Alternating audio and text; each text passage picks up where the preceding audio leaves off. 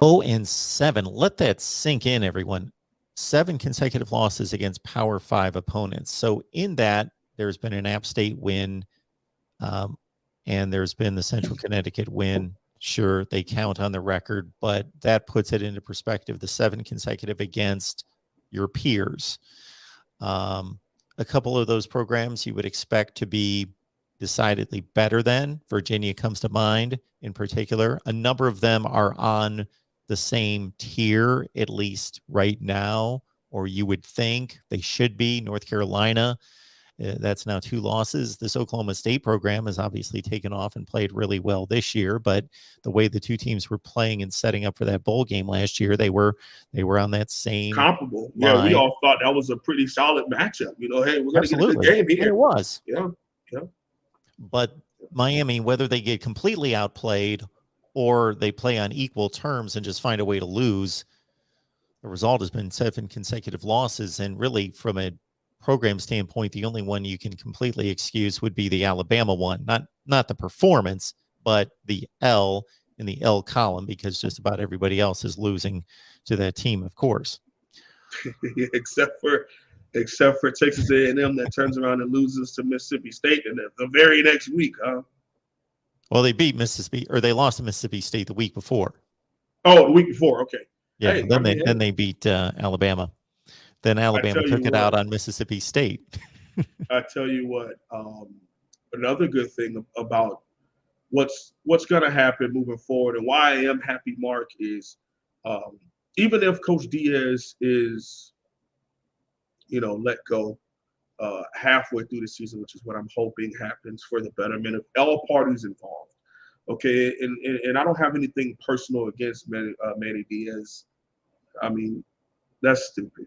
Okay, obviously I want to get into full-time coaching, so that's not. I don't get any. Yeah, kick him out. I hate that guy. No, he just wasn't ready.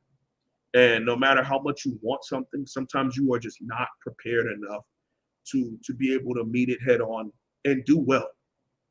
All right. He can talk a great game.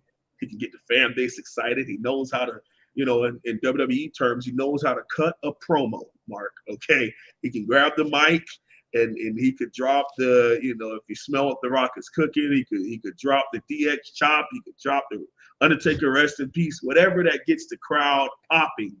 Okay. Coach Diaz does a great job at it. All I'm hoping is that he can fall on his feet, kind of rekindle things. And I don't know if that's, defensive backs coach at Vanderbilt. I don't know if that's defensive coordinator at San Diego State or something. Just being able to fall back on his feet and rebuild his career up, because I don't think he's a bad person by any means. I just believe that this job requires someone who truly understands how to make a rebuild.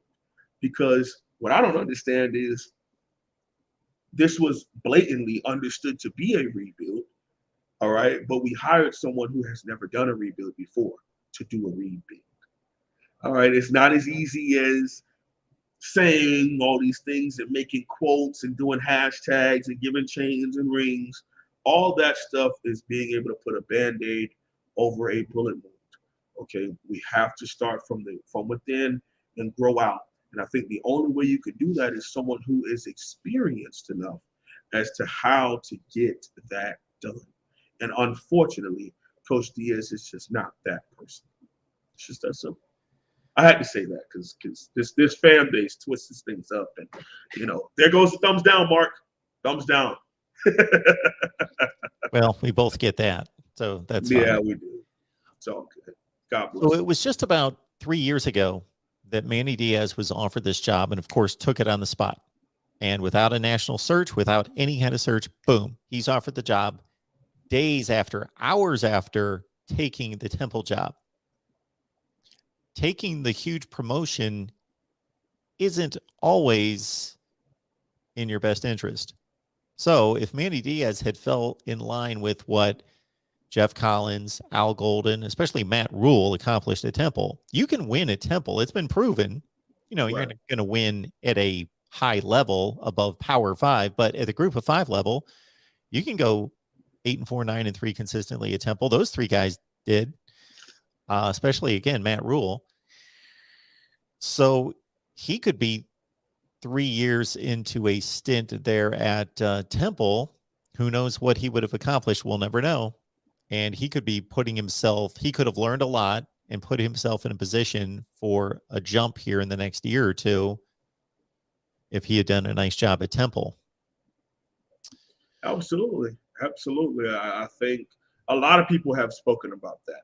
And one of the other things that was really kind of nerve wracking, in my opinion, is I don't know if well, it was proven he didn't have the web, Mark, to be able to go out, throw that web into or throw the net into the ocean and pull in some big time coaches. All right. When we have to go to grad assistants and QCs and promote from within at that lower level to position coaches, what that usually is kind of a red flag indicating is that he wasn't able to land someone else. So we had to continue to hire from within. Okay. Now, at certain institutions, if he's the head coach at La Tech, if he's the head coach at Temple, those things would go. But when you know that there are multiple coaches who can come in and coach that position, who are from Power 5 schools, who would love to come home and coach Miami, but they don't have a connection with Coach Diaz. They don't have a relationship with Coach Diaz. They didn't meet back at when they were GAs at so-and-so, or the team that they were 3-8 when they were both at Utah State together. You know, you don't have that kind of rapport.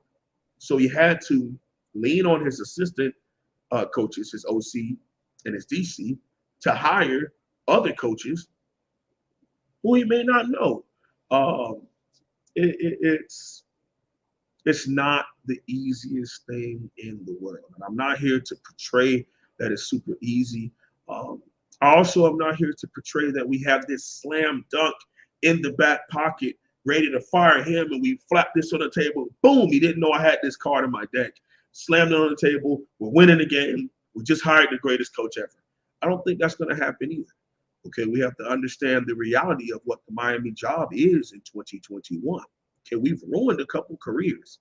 All right, this administration has ruined some pretty solid up-and-coming coaches or at least people who were growing.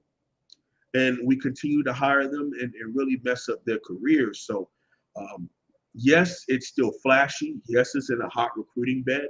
But the way that college football is more looked at as this billion-dollar corporation view, you have to be able to have a smooth ship. Okay, if you look at it like fast food, out of 130, yeah, you talk about how McDonald's, Chick-fil-A, and things of that nature. You got about 50 or 60 McDonald's and Chick-fil-A's now, where people are investing at the highest accord.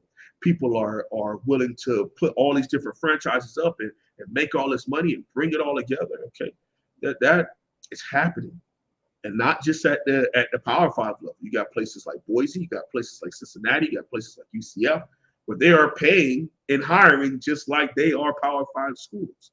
And Miami hasn't shown that ability to do that. So what we have to do is take a real look at what this program is and understand that, yes, we can hire better than Coach Diaz, but we have to fix a lot in this athletic administration and our administration period to be as much of a marquee job as a lot of us believe the University of Miami football program is.